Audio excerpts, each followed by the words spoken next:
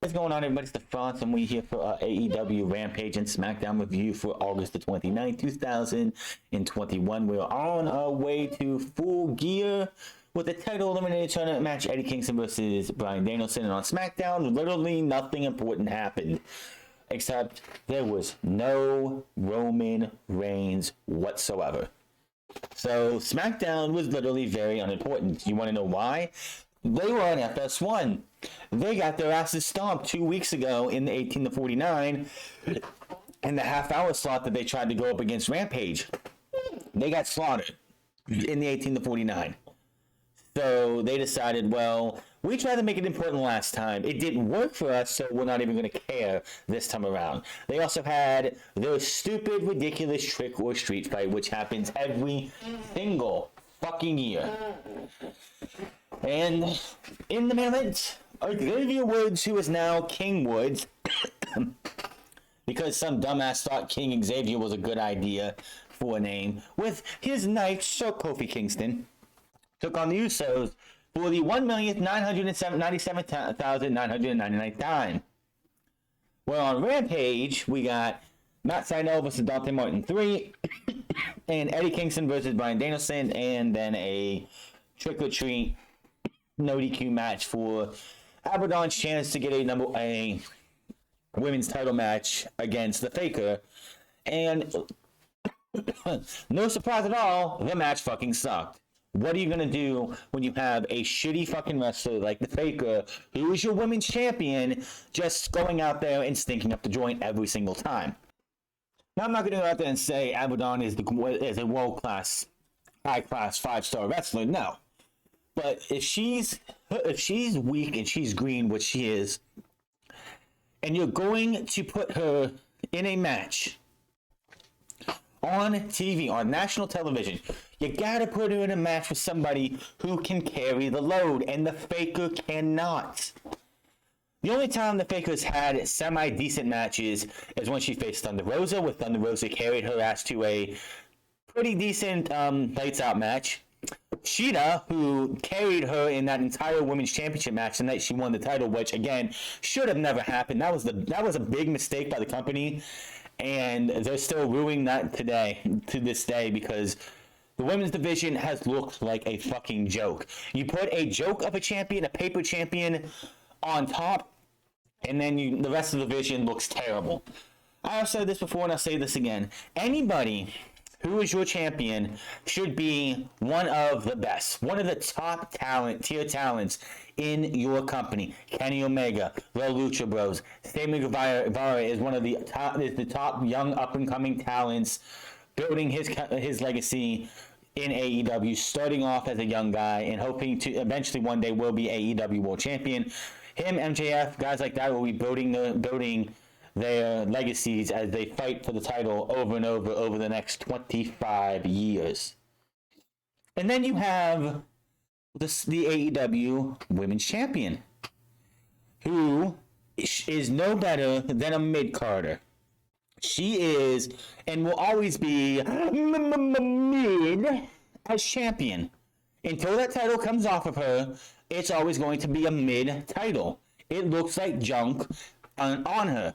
You got this nice, beautiful, gold-plated championship, awarded it to Shida, and took away the silver one, made it a little bit bigger, of course, only for her to lose it a couple days later, and the title has looked shitty ever since. When Thunder Rosa wins that championship, which it should be the way they're going, and that needs to happen ASAP, you have yourself, then that title will look a lot better. And when you have somebody who can carry a match and can be used to elevate that championship, because trust me, the Faker is not elevating that championship one fucking bit. She is bringing that title and just dragging it through the mud. When we look back, say 10, because you can't just look at a title reign now. Like Kenny Omega, we're not going to be able to look back until it's over and look like the day after it's over and say that was one of the greatest title reigns of all time. We can't say that. Same thing with Jon Moxley, who's only lost the championship last year. the status of what her championship reign is going to look like when it's all said and done. I can already tell you right now, it's going to be the worst woman. It's going to be the worst championship reign in AEW history. Riho right now, I think, has the worst because it's not even her fault. It's because she was the women's champion. She lived in Japan, so she never really got time to come over and defend the championship. Now, Rose had it. Now, Rose didn't have the title for very long, maybe about 3 months. But then Shida had it for a little over a year. And the disrespect that AEW gave their women's champion at the time. Now, when Riho was champion, she was in Japan. That excuses why she wasn't there 75, 85, 95% of the time. Shida moved to Jacksonville, is dedicated to working AEW and only AEW. There was no excuse why we didn't see Shida on TV every single week. But it's also a good thing that you don't see your champion every single week because it doesn't overexpose them. We see this stupid fucking bitch on our TV every single week, and the flaws show greater and greater every single fucking week. Tony Khan needs to get his head out of whose ever ass he got his head up for this women's championship, this women's title reign, and take that to put her in a title match after she beats Tay Conti, because we know she's beating Tay Conti on that very first episode on TBS. She needs to have a title match against Thunder Rosa. Thunder Rosa needs to take that title off of her and give us a legit women's champion. The only people right now in this company who should be even in the women's title conversation is Thunder Rosa, Hikaru Shida, I'd say Riho, just because she is a former champion and they have so much trust in her. And Serena Deeb, absolutely, and Ruby Soho. Those 5 are it. Everyone else should be chasing after the TBS championship, which is going to be coming up in January. That's it. Get this title off of her ASAP. And no, this isn't, well, she's doing her job if you want her to lose a championship. No. There was news that came out, I believe, yesterday or today, that there were people who left Rampage midway through. Everyone got to remember this. Dark Elevation is an hour of Dark Elevation taped before the show. Then they have 2 hours on Wednesday night live. That's 3 hours. And then you have Rampage at another hour.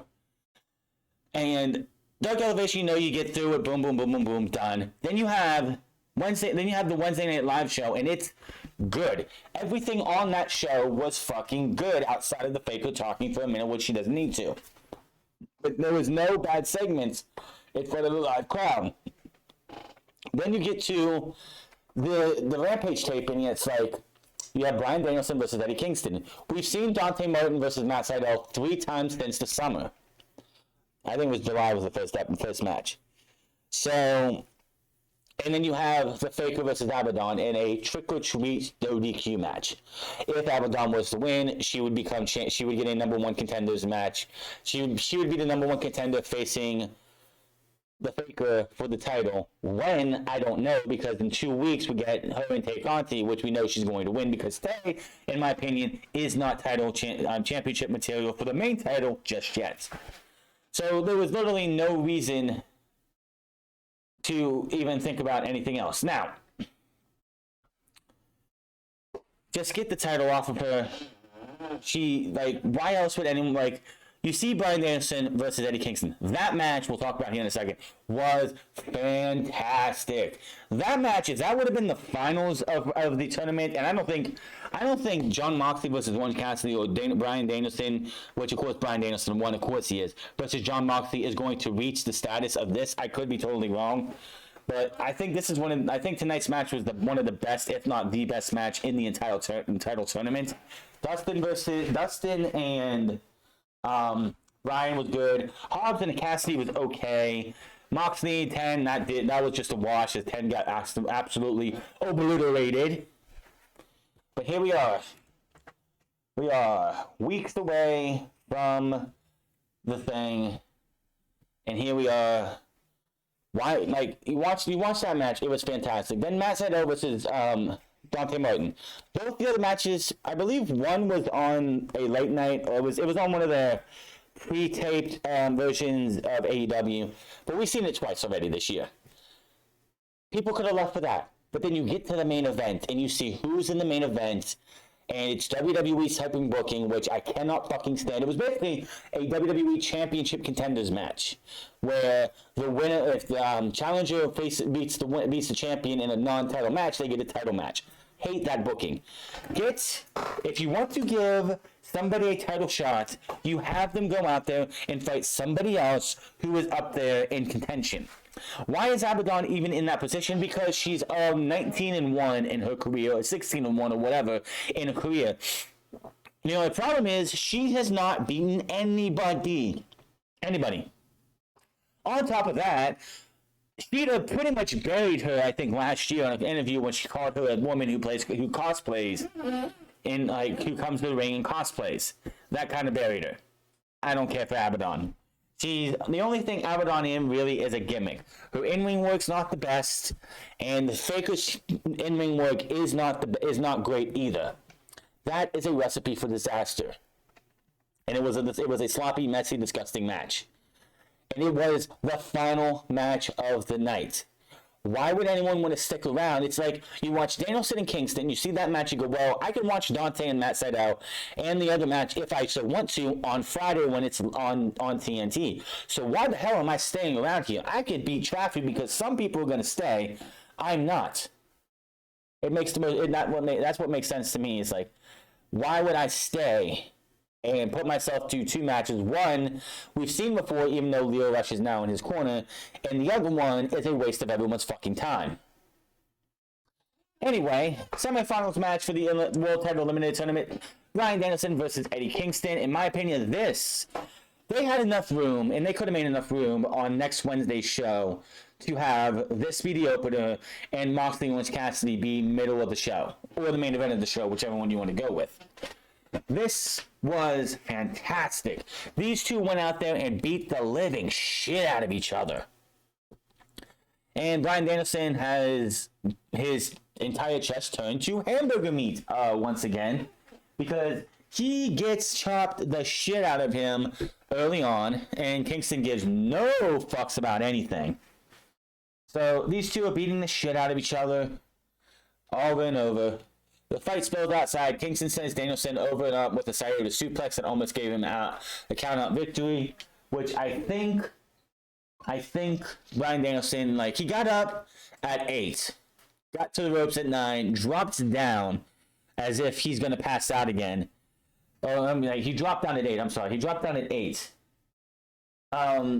My problem with that is if they would have had him get up at 6, go over and then drop down again, making it look like Kingston was going to win, and then he had to get up again, but not as fast to get back in at 9, that would have worked a little bit better. It does kind of get annoying when you see talent go out there and they're getting counted out, and they have to jump back in. They have to get a absorbent amount of strength back to jump back into the ring before it's too late to save themselves from getting counted out. Kingston with the ferocious offense. At one point, he mounts himself on the top rope with Danielson hanging on in the corner. Danielson reverses the tangled out with an avalanche belly to back suplex. That looked brutal. Kingston has his arm, has kinesio tape on his one arm shoulder, and he landed square on that shoulder, so that didn't look good at all. Kingston starts to slump over after a couple stiff kick sequences. Open Fujiwara armbar attempt by Danielson. Kingston fights through. Danielson hits a roaring elbow. Kingston falls with a nasty back fist. Danielson retreats to his submission offense within a triangle choke, which Danielson was playing possum. He was down. Kingston come over to get him, and Danielson just wraps him up in the triangle. Kingston looks to pull himself up to powerbomb, and he just gets down too far.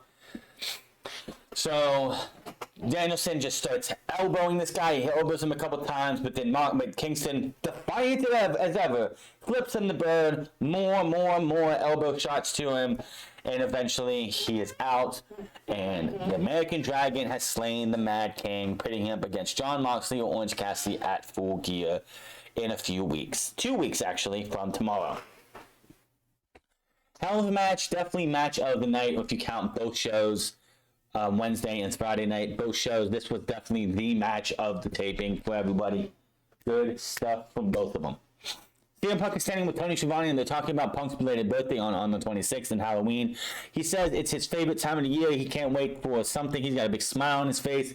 In the back, we hear Eddie Kingston getting pissed off because the bell rung, even though he didn't tap out, he didn't quit. Why did they ring the bell like that? He walks into the picture. He is pissed off because he thinks Punk is laughing at him and making fun of him. What just happened? Punk and Kingston start getting into it verbally, causing security to come in. Ruby Soho is seen trying to help separate Kingston away from them, and it looks like we're getting a match between these two very, very soon. It was not announced, as far as I know, for Wednesday. This could be a CM Punk's match at Full Gear. That would be fucking great. Where's my wallet? Take my fucking money. That would be... It's like, we're all wondering, what is CM Punk doing at the pay-per-view? It looks like it might be Eddie Kingston. Matt Sydal versus Dante Martin. Of course, this was supposed to be a tag team match with the Sydal brothers versus Dante and Lio Rush. My question about the whole Lio Rush, Dante Martin thing is, where is this leading to? Is Darius coming back? We have not seen Darius majority of the year. I don't even know when the last time we saw Darius in the ring for AEW. Obviously, there was no crowd the last time we saw Darius, so it's been very, very long. But is this spurting towards Darius making his return, saving his brother from the clutches of one Lio Rush? Not a clue. But honestly, it wouldn't surprise me if Darius never came back, because Dante has really broken out on his own, and he is just awesome at what he does. He is just awesome. So yeah, this was a good match. This was a really good match. Was it the same height as the last one? No, this was not as good as the last match, but it was still a banger of the match. And the biggest question is, like, what is it in for Lio Rush? I know, like, if Lio Rush, I know the problem with Lio Rush has been is that he doesn't probably want to wrestle as much because he's had injuries over time. He has been a little injury prone in his career. I mean, his first match in AEW was back at Revolution. He was the Joker, and the dude got fucking injured in that match. So it would not surprise me if this dude doesn't want to wrestle that much. Maybe Mike really wasn't doing good. I have no idea, but yeah. And honestly, here is the big thing. It's like, if Lio Rush wants to just be a manager, I'm cool with that, because the dude it could be a hell of a hype man. The dude can go out there and help talk with somebody. Dante Martin needs a fucking mouthpiece, plain and simple. He does not. His promo when he was trying to call somebody out for whatever reason, where he wanted to just challenge somebody, it wasn't really that good. Lio Rush is perfect to be by Dante Martin's side, because he can help this guy improve on the mic, but also be there to talk with him for as long as he needs it. So what do you expect out of with two high flyers? You expect a lot of high flying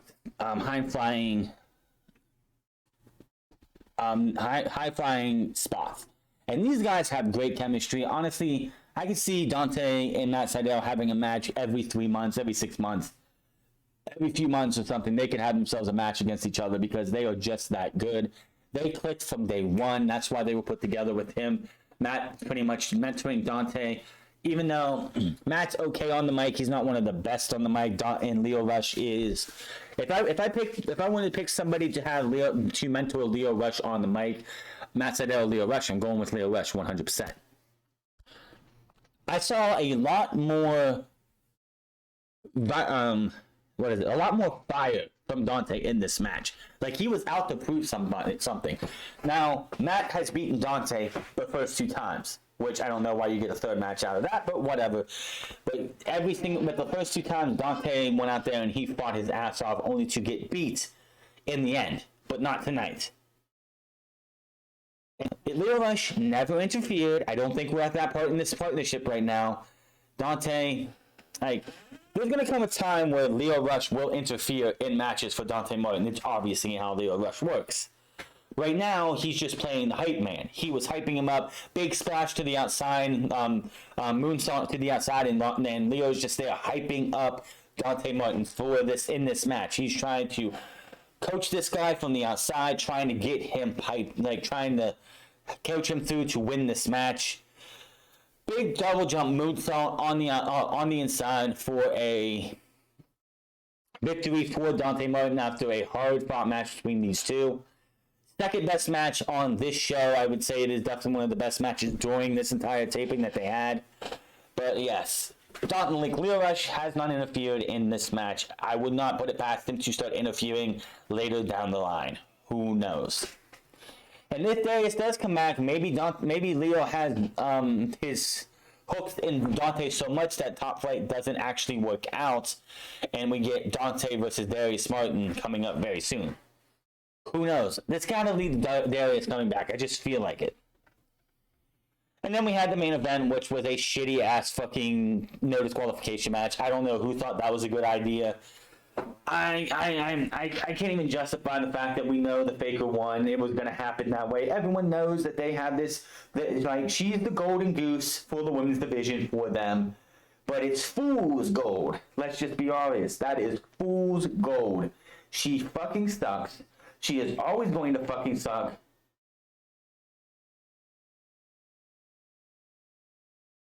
To it.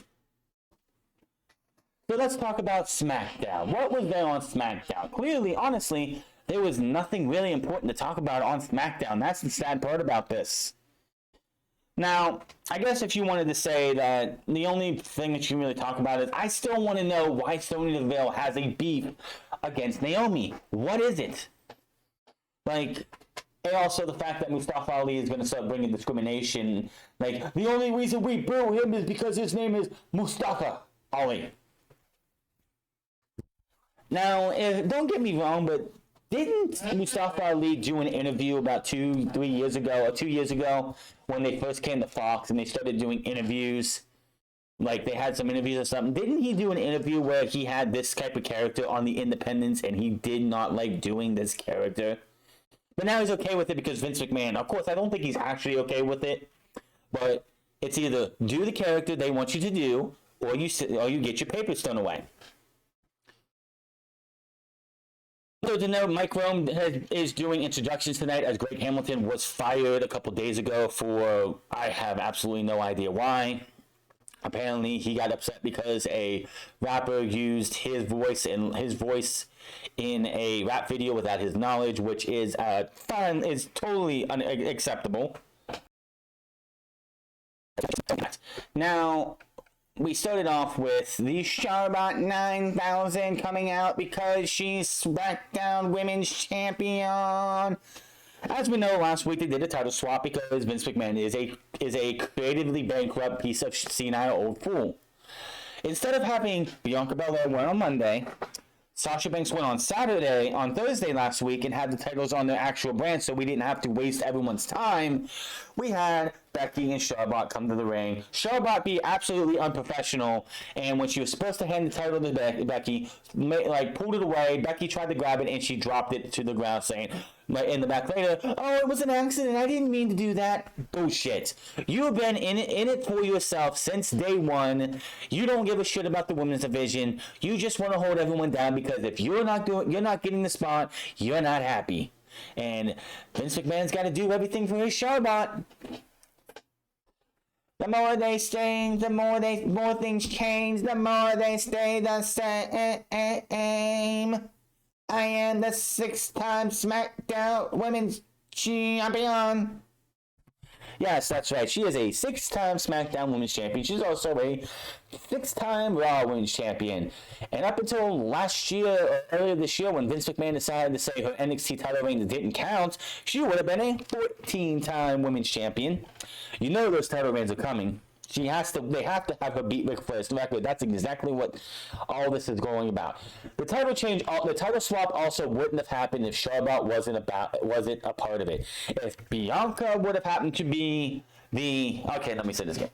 If Bianca would have been SmackDown Women's Champion and Becky wasn't, and Charlotte was not, if somebody else was Raw Women's Champion, and Charlotte wasn't, and she was going to SmackDown, how am I want to say this? No. If somebody else was Raw Women's Champion, and they were going to SmackDown, and the Charlotte was staying on Raw, and they had a title match on Raw going into Crown Jewel when these draft picks were going to be confirmed. Charlotte would have won, and then whoever Becky was defending her title against at Crown Jewels would have won the championship if they were going to SmackDown. That's just how it is. The fact that it was a Charlotte winning is the Raw Women's Champion going into Crown Jewel, she wasn't losing the title no matter what. I kind of fumbled that, but you know what it is. Out comes Sasha Banks. She laughs at the idea of Flair being a leader and says no one is buying that. Flair only cares about holding the title, hold the other women down, not helping them. That's a shoot. That's verbatim a shoot. She says Flair knows what she wants, and when is her title shot? She goes, this is a new era of SmackDown. It's a little selfish of Banks to think she deserves a title shot because she has given her chance after chance, but always beats her. I talked to Sonya Deville earlier and decided a new face deserves an opportunity. Banks wonders if she's scared, and of course she is. Out comes Shotzi Blackheart in her TCB tank. Gets at Mcintyre and says if she's looking for someone she's never faced before, then I'm your girl. Fans cheer Shotzi on the chant her name. Flair says, "You did come to the ring in a tank. She must be ready for battle. You will get your match right here, right now." And then Shotzi launches a missile in the ring as she stares down the champion. We get a Champions Contenders match because we haven't seen that fit before. You literally have Sasha Banks in the ring right there. Shotzi Blackheart comes out and says she wants a title opportunity. What has she done to even be in the conversation for a title opportunity? Yes, I know. Her and Tegan Nox won 3 matches against the women's tag team titles, tag team champions at the time. Why not say, well, Sonya come out and be like, listen, we're not going to do it this way. We're going to have Sasha Banks versus Shotzi Blackheart. The winner can get a title match. But no. We're going to have a Champions Contender match because WWE is lazy. Champion Contenders match, Shotzi Blackheart versus Charlotte 9000. This was not a good match at all. I don't know who booked this thing. There were sparches left and right. There were missed calls. Things just didn't seem to click between these two. Charlotte really doesn't have any chemistry with almost anybody that isn't one of the 4 horsewomen. That's just a shoot. Like, the only women she seems to have any really good matches with are Asuka, Bayley, Sasha Banks, Becky Lynch, and Bianca Belair, I guess if you want to say that too. Every other match she's in, it's always something else or another. Like, she goes into business for herself. She doesn't want to cooperate. Whatever you want to go with. That's her every single fucking time. So, Sasha Banks stays out there this match, and she is trying to coach up Shotzi Blackheart to try and get her a win. So, I don't know what the fuck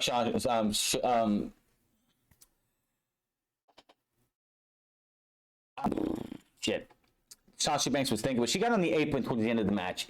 That got Shotzi distracted, allowing Flair to hit a moonsault for 2, drops Shotzi with a right hand, and nails a natural selection for the 1, 2, 3. And Charlotte wins, because of course she does, because WWE is lazy at booking. So, in the ring, Shotzi still trying to get her bearings after the match. Sasha goes to help her, and Shotzi gets up, shoves her, and says, "How dare you? This is your fault. How dare you get in my match? How dare you try and do something for me?" Beats the living shit. Well, actually, Charlotte comes back to distract Sasha, allowing Sasha to attack her from behind. Beats the living shit out of her. and then just beats her from pillar to post, bludgeoning her left and right everywhere around the ring, gets inside, beats her up some more, and leaves her laying. Ladies and gentlemen, Shotzi Blackheart is now a heel. Why? Because WWE had to. They failed with the Becky Lynch heel turn again. Will they fail with the Shotzi Blackheart heel turn? Probably. Shotzi Blackheart is a punk rocker. She is like an anti-establishment type character. Why the fuck would anyone want to boo this woman? But here you are, turning her heel, because that's what they do. Kayla Braxton is backstage with Jeff Hardy. She asks what's most looking forward to now, and he's back on SmackDown. He pumped up to be here and is looking for a fresh start. Make some new friends, maybe challenge for a title he's never had before. Corbin and Madcap Moss come in. They talk about tonight's trick or street fight, and Moss tells a bad Halloween joke. Which, if you found that shit funny, you're part of the problem. You know who's writing these jokes, right? It's Vince McMahon. Only Vince McMahon, Michael Cole, Bruce Pritchard, John Laurinaitis think these jokes are funny. Nobody with a fucking brain and is a young person thinks this shit is funny. And they wonder why their demo, it continues to shrink week after week after week after week after week. Hardy tells Kayla it's good to be back on SmackDown and shakes his head as Moss and Corbin leave. I hope he would bring Willow soon. I mean, this would have been a perfect day to bring Willow out. It is Halloween, just to see what would happen. But no, we haven't seen anything yet. It's like he teased a new attitude or a new something on SmackDown, and it's the same old Jeff Hardy we've seen time and time again.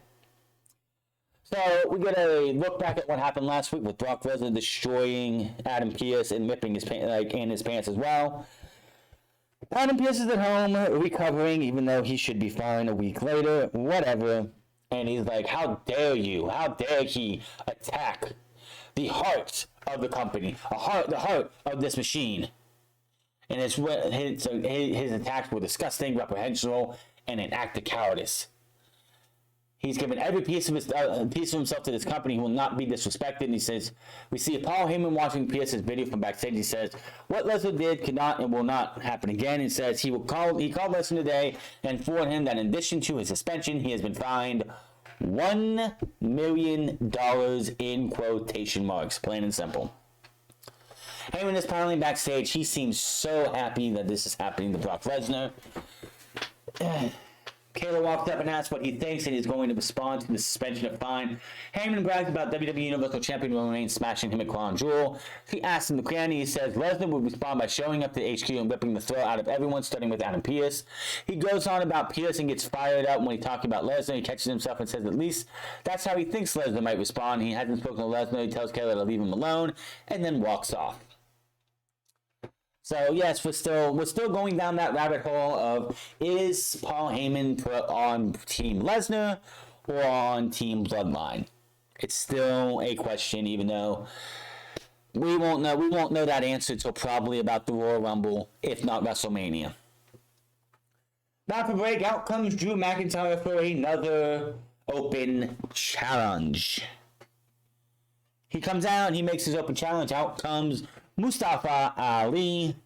They have themselves about it felt like a short match here. Ali goes for the top for 450, but rolls through. Drew comes back for the Claymore, misses as Ali moves. Ali goes for the tornado CDT, but before he could actually pull the move off, Drew McIntyre stops him, drops down into a Kimura lock, and makes him tap out. Drew McIntyre wins. What is this? Like, are we just delaying? Obviously, we have to delay because the next pay-per-view is Survivor Series, and the only thing we're going to see at Survivor Series is Roman Reigns versus Big E. It's not going to be Roman Reigns versus Seth Rollins. Nobody wants to see that match. But, yeah. This is just... But they're about ready to recap Xavier Woods winning the King of the Ring when Mustafa Ali grabs the mic and he says, I have something to get off my chest. You guys choose to cheer Drew McIntyre, root against me. And the only reason you root against me is because my name is Mustafa Ali. It throws the mic down. So yes, that's right. Mustafa Ali is now going to go down the racist discrimination type character, which we do not fucking need in this time, the climate we're in right now. Vince McMahon, read the room. Are you fucking kidding me? Let's go Retribution, which is a take on Antifa or extremist groups, whatever you want to go with. And now we're going with racist and discrimination for a character. Funny enough, Mustafa Ali was in Retribution. He was the leader of Retribution, and now here he is saying that he's being booed because he's a Muslim and his name is Mustafa Ali. Are you fucking kidding me? Yet, Mansoor is cheered, and he's Muslim. Not Muslim. Is it Muslim? Whatever it is, yeah, Muslim. Yeah, it's so stupid. Just fucking stupid. This is ridiculous. Read the room, Vince McMahon. Read the room. We see how King Woods in his King of the Ring coronation ceremony last week with Kofi Kingston and New Day walking backstage, and when they see Shit Row standing off to the side, Woods welcomes them to his Kingdom of SmackDown, noting how they were impressed when they were ring last week. They asked some friendly words and Hit Row do that. There's a we're not worthy. Yes, you're not worthy to be on SmackDown. Like Wayne and Gareth from Wayne's World, because that's what we need to go with. The New Day want Hit Row to drop some hot bars for the King. They sing King Woods in the tune of the theme song to end the segment. Good fucking grief. These guys have been on SmackDown for 2 weeks since they made their debut last week, and they're already being relegated to backstage segment. Congratulations. How come the New Day with the King, Xavier Woods, and Kofi Kingston as King, and King Woods is about to knight Kofi Kingston as his royal knight for Sir Kofi Kingston. Coming soon, vignette for Xia Li. We go to the ring, which, by the way, where is Xia Li? Where is she at? Why are we still getting coming soon? What are they waiting on her? The King of the Throne approach, open the scepter out. There's also a covered podium in the corner. Kofi calls to everyone to listen to his creed. The creed of King Woods. He introduces himself and Kofi gets an Hail King Woods chant in the arena. They go, we get a You Deserve It chant. He starts and Woods agrees and says he's done a lot of work to get here and a lot behind the scene work too. Praises Kofi now for having true heart and being his most trusted confidant. Asks Kofi to drop to one knee, gives on praising words, and knights him with the scepter, making him Sir Kofi Kingston with the Order of the Golden Unicorn, which he gives him a pin that is a golden unicorn. It looks like a unicorn pin, but with spray painted gold. Kofi stands back up, has the All Hail King pin out now, calls on everyone to rejoice, and the crowd pops to chant for the New Day. Out come the SmackDown Tag Team Champions, the Usos, because we can't get any new tag teams to come out here and interrupt. It has to be their old rivals, which I don't want to see the Usos and the New Day again and again and again. We saw it in 2017. That was the best we're going to get for that feud. Can we move on? We have the Viking Raiders. Where are they at? Carrillo and Garza. Why weren't they the ones to come out here? That would have been a better spot for them. What the fuck? They face off. The New Day get insulted. Woods says that they need to have they need to give him a royal ass kicking later on. Jimmy rocks Kofi with a brief fight, breaks out. The Usos head of the entrance ramp and dance around taunting the New Day as the New Day's music hits, and that is that. We had a video package for how the new era for both shows started over the last 2 episodes beforehand. Don't really care. I don't want to see a Raw rundown or a SmackDown recap on the other show. I don't need to see that. That was what we had before we had the brand split. Do not do that anymore. We get the trick or street fight. Why do we have to have jack-o'-lanterns all around the ring? Oh, if you want to do candy cane covered tender sticks, fine. If you want to have spider webs on a chair, fine. If you want to have some kind of spooky something on a table, that's fine. But we don't need to bow for apples or have jack-o'-lanterns all over the place. It's fucking stupid. It makes the thing look very dumb. Well, midway through the match, this is how much WWE actually cares about these 4 guys. Reggie, a member of the Raw roster, shows up with the 24/7 championship running from Eric. Are you serious? The Viking Raiders are out there. The Viking Raiders, a tag team who should be tagging to and fighting for the tag team championships, are out there running for the 24/7 championship. Drew Gulak should. I can't wait till these guys' contracts are up so they can go literally anywhere else. Well, it looks like Nakamura and Boogs are going to pick up the win when two guys dressed as ghouls take two kendo sticks and whack Boogs in the back, allowing Madcap Moss to put him away for the 1-2-3. They leave, they get out of Dodge, and it's revealed it's Humberto Carrillo and Angel Garza. Why could they not be the guys to come out here and interrupt the New Day is beyond me. Let's get some young tag team blood up at the title picture. Plain and simple.